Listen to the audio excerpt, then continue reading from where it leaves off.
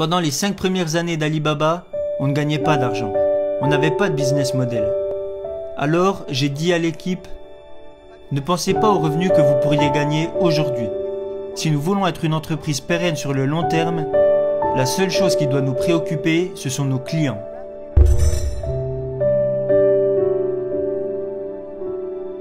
Quand j'ai lancé mon entreprise en 1995, c'était très dur. J'avais une idée. J'avais invité 24 de mes amis dans mon appartement. Parce que cette année-là, j'avais été à Seattle. C'était ma première fois aux États-Unis. Et à Seattle, j'ai découvert Internet. Et je me suis dit que cette chose avait les moyens de changer le monde. Alors, je suis allé à Seattle voir un ami à moi. Et cet ami avait un petit business avec 4-5 ordinateurs. Je n'avais jamais touché d'ordinateur avant ça parce qu'ils étaient bien trop chers pour moi. Et aussi beaucoup trop compliqués. Alors mon ami m'a dit, regarde, ça c'est Internet. Et il m'a dit, regarde, tape ce que tu veux. Je lui ai répondu, non merci, il est bien trop cher pour moi, j'ai peur de le casser, je ne sais même pas comment l'utiliser. Il m'a dit, tu sais Jack, ce n'est pas une bombe, tape juste ce qui te passe par la tête. Alors le premier mot que j'ai tapé, c'est le mot bière. Je ne bois même pas de bière, je ne sais même pas pourquoi j'ai écrit ça. Je suis tombé sur des bières américaines, des bières allemandes, japonaises, mais il n'y avait rien sur les bières chinoises. Alors j'ai tapé le mot Chine. Il n'y avait aucune information sur la Chine. Et là je me suis dit, pourquoi ne pas mettre sur internet des informations sur la Chine? Ça c'était l'idée de départ. Alors je suis retourné en Chine et j'ai démissionné de mon travail. J'étais professeur. Cela faisait 6 ans que je donnais des cours à l'université. Alors j'ai invité 24 de mes amis dans mon appartement. Après 2 heures à leur expliquer ce que je voulais faire avec Internet, 23 de mes amis m'ont dit de laisser tomber. Ils m'ont dit, ça ne marchera jamais parce qu'il n'y a pas d'Internet ici et parce que tu ne connais rien sur les ordinateurs. Alors pourquoi veux-tu te lancer là-dedans? Et un de mes amis m'a dit, Jack, si tu veux le faire, fais-le. Et si ça ne marche pas, ben reviens en arrière. Et après y avoir pensé toute la nuit, je me suis dit, je vais le faire.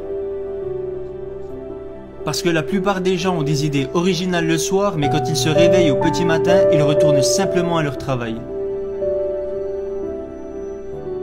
On se devait de faire les choses différemment. Alors à partir de ce moment, j'ai lancé mon entreprise avec l'aide de 2000 $ que m'avaient donné mes amis. C'est comme ça que tout a commencé.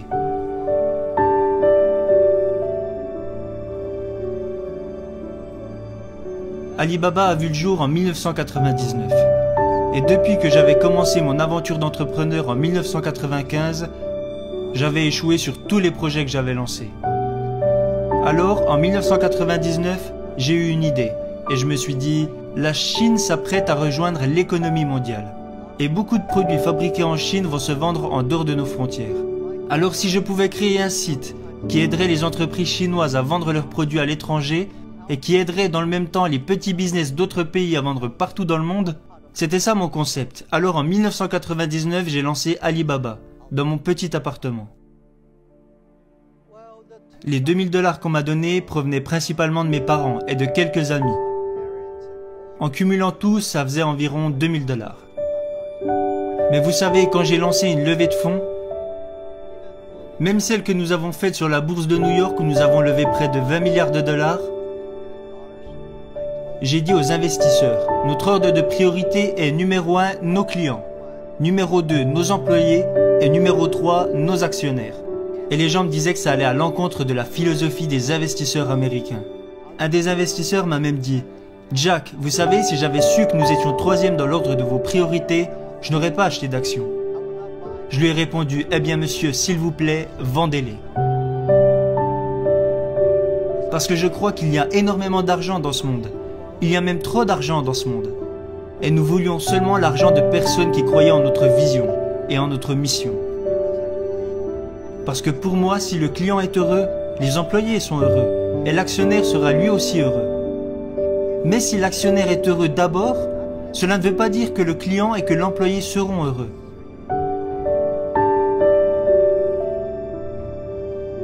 La confiance est l'une des choses les plus importantes. Quand les gens m'ont donné de l'argent, parce que je n'avais pas d'argent quand Alibaba a commencé. Il y avait 18 associés dans mon appartement et j'ai dit à tout le monde, mettez toutes vos économies sur la table, gardez seulement de l'argent pour avoir 10 mois d'avance sur la nourriture et le loyer. Et n'empruntez pas d'argent à vos amis ou à votre famille, parce que je ne veux pas mettre vos parents ou vos amis à la rue à cause d'Alibaba.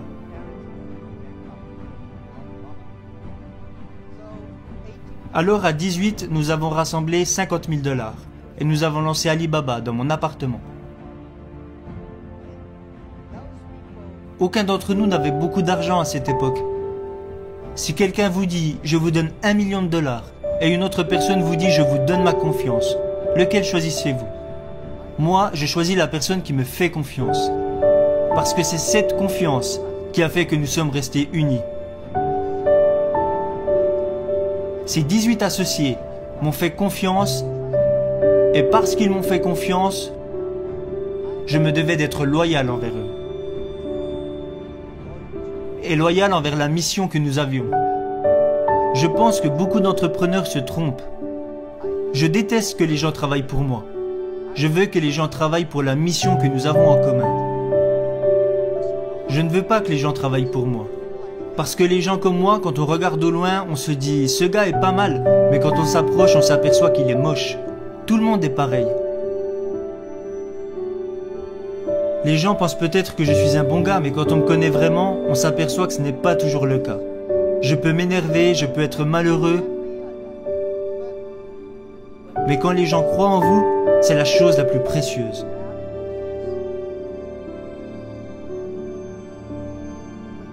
Quand vous démarrez un business, vous réalisez que la plupart des gens autour de vous s'inquiètent bien plus que vous. Quand j'ai lancé Alibaba, mes parents étaient inquiets, ma femme était inquiète, mes amis étaient inquiets, tout le monde s'inquiétait. Et ils s'inquiétaient sur beaucoup de choses.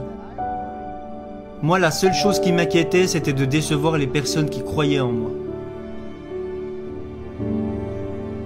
Quand nous avons commencé Alibaba, il y avait beaucoup de choses qui inquiétaient les gens. On me disait, vous n'avez même pas de système de paiement. Les gens ne font pas leur achat en ligne, ils achètent en face à face. Le gouvernement ne supporte pas Internet. Personne ne supporte le e-commerce. Comment tu comptes t'y prendre? Alors je pense que si vous êtes entrepreneur et que tout existe déjà, c'est qu'on n'a pas besoin de vous. C'est quand les choses n'existent pas qu'il y a un besoin d'entrepreneur. Bien sûr qu'il y a beaucoup de problèmes au début, mais votre but est de les résoudre. Alors nous avons consacré les 15 dernières années à gagner la confiance de nos clients, pour qu'ils se sentent en sécurité, qu'ils soient heureux et que les petites entreprises soient heureuses.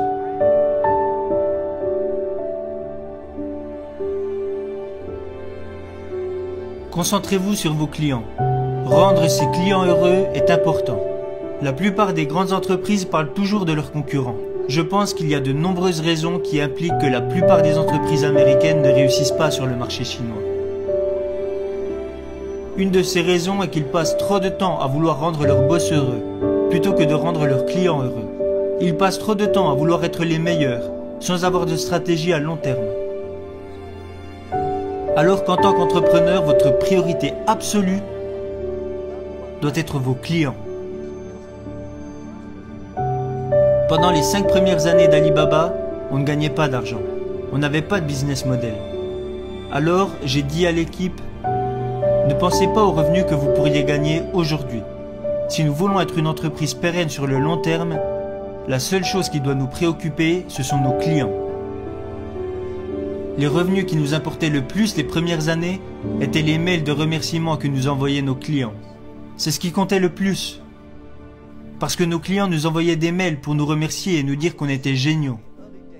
J'étais tellement heureux au début, quand j'allais au restaurant et que les gens payaient l'addition pour moi. Il y avait souvent des petits mots qui disaient « Jack, merci beaucoup. Je sais que vous ne gagnez pas d'argent, mais nous, on se fait beaucoup d'argent grâce à votre site. » J'adorais ça.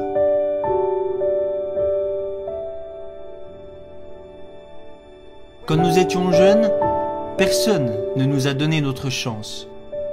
Maintenant, nous sommes énormes. Notre devoir est de donner la chance aux jeunes. Les jeunes peuvent faire un bien meilleur travail que nous le faisons.